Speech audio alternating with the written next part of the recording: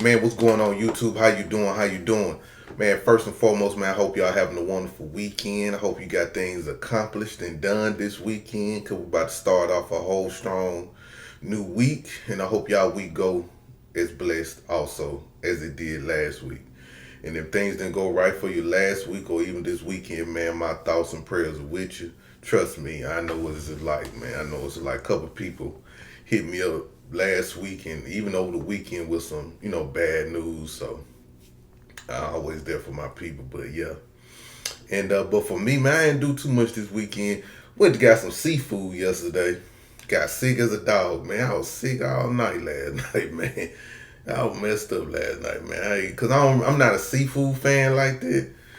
And I think I was hungry too yesterday, you know what I mean? So usually when I eat seafood, I don't eat like a lot of it, you know what I'm saying? But I end up eating too much than I should, man. I was throwing up, diarrhea after woo wop, we out on here all this. But anyway, but yeah, mostly I just looked at movies this weekend.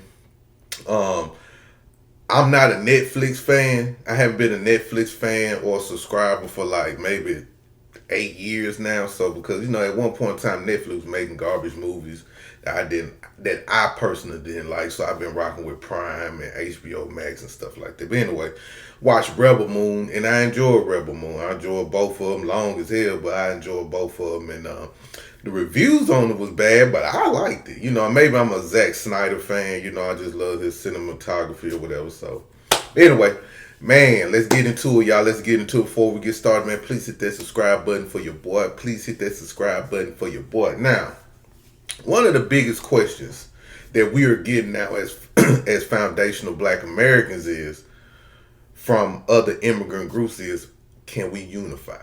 When are we going to unify? When is FBA stuff going to stop? What is the point? What is y'all end game? What is y'all plan? And I always tell these Africans, everybody is different.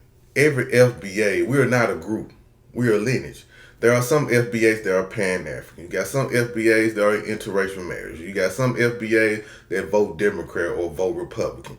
You got some FBAs that's part of the LGBT community. You got some FBAs that will rob you. You got some FBAs that will unalive you. You got different types of FBAs, you know what I'm saying? So we are not all the same. And we are not all on the same thinking path, okay? We're not a group.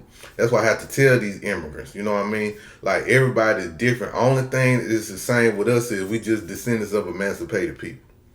Tariq Nasheed is not our leader, you know what I mean? Tariq Nasheed just coined a phrase. The phrase made sense, and it just opened the conscience of our mind to think of our people on this land instead of thinking of people overseas, or as I say, in Africa. You get what I'm saying? So, and they always ask, well, can we unify?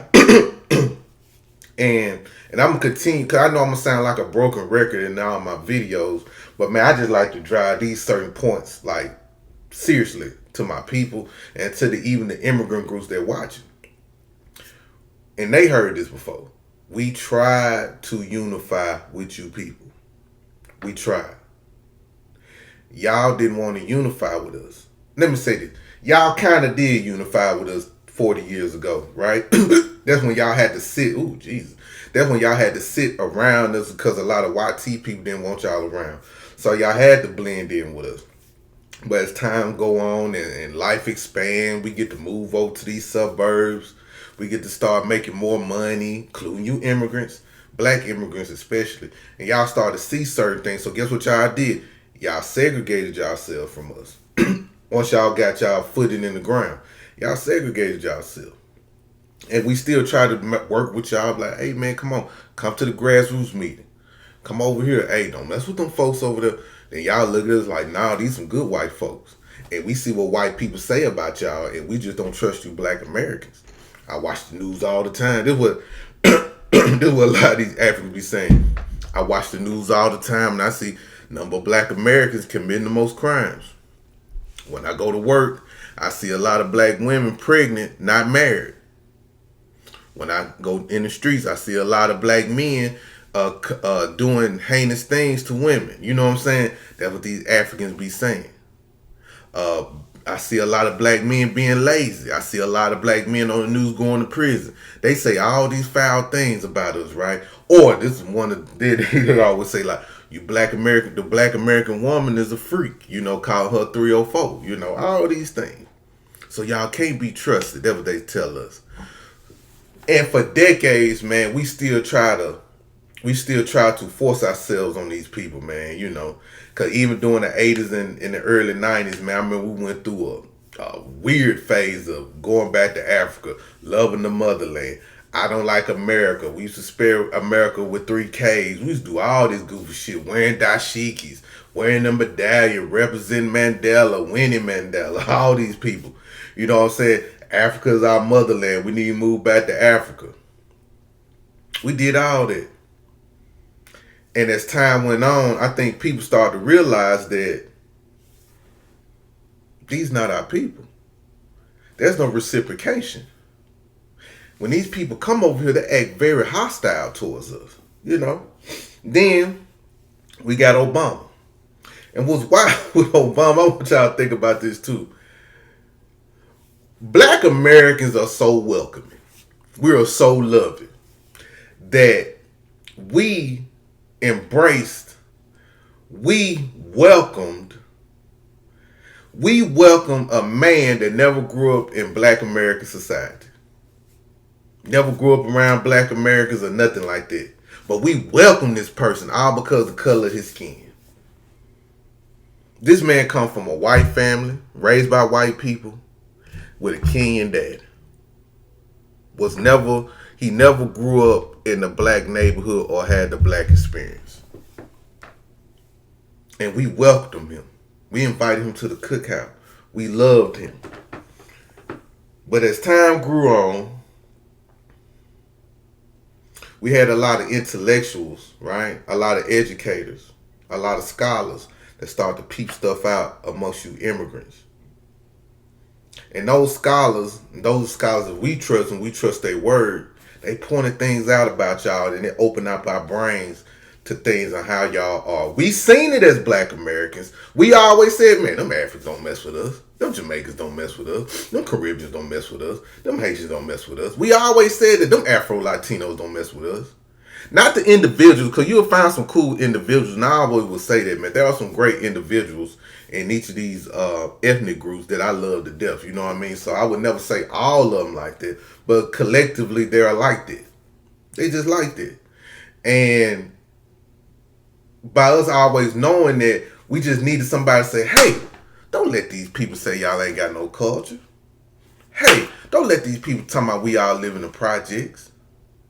Hey, don't let these people say we poor and broke. Hey, don't let these people say we lazy. And as they saying these things to us, as our scholars are saying these things to us, we start to look like, yeah, we ain't poor. If I work at McDonald's, I would still do better than the people from the homeland that they work at, where they live at. You know what I'm saying?